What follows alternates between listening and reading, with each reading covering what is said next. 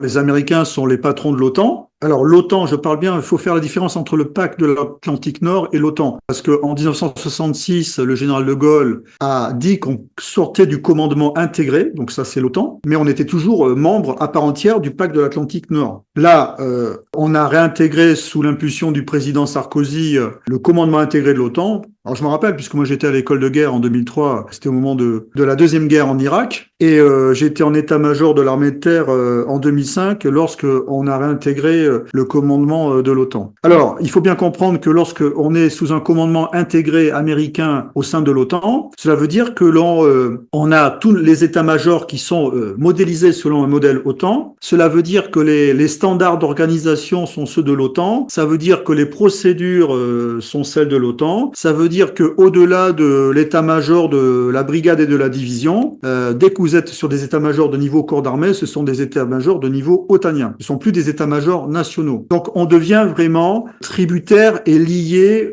en fait à ce commandement américain.